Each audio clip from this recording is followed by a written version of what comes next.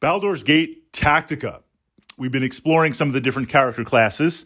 We've been looking at some magic items, the importance of potions, and now we're going to jump into, without giving away any spoilers, we're going to jump into Tactica, the one thing that you need to kind of master in each game. If we're talking about BG1, Siege, BG2. Throne is kind of like just an add-on endpoint. By the time you get to that, I mean, you could jump right in and do that. But by the time you get to that, you've kind of mastered all of these other elements, and it's really just kind of epic D&D battles. So in BG1, it's lower level. There are a couple of tough fights in there.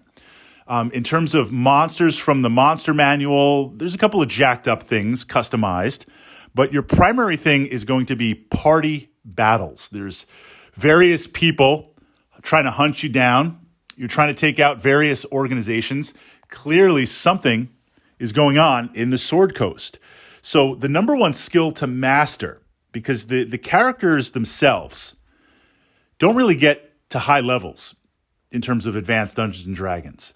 You're going to get to level 5, 6, 7, somewhere around there, 8, depending on all the quests, depending on what you do. You've got some hit points, you've got some spells, you've got some specializations, but you haven't broken past 10. You haven't broken past 15. That's for later in the game.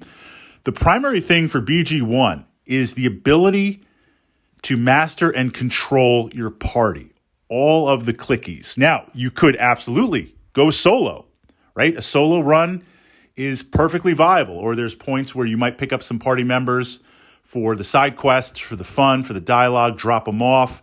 You might go at certain points and build up a party.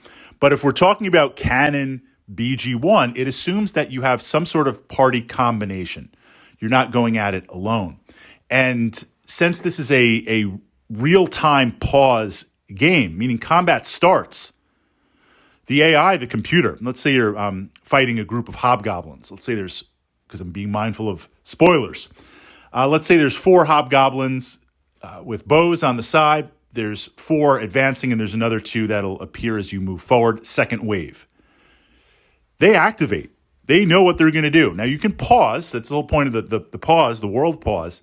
But being able to issue orders to say, okay, fighter, click, move up and attack here. Ranged, click, click, attack here. Spellcaster, sleep, right? And realizing if you tell your spellcaster to cast sleep and they're not in range, they're going to move forward. Does that bring them into range of the archers who are naturally going to target them? The ability to say, okay, hit points are going down. Click, healing potion. Click, utilize this option. To keep track of that and to really understand when do you need to pause, when do you need to flow with the battle. Mastering party control. That is going to be the most important thing, and being able to react effectively as a party, whether it's the full 6, 3.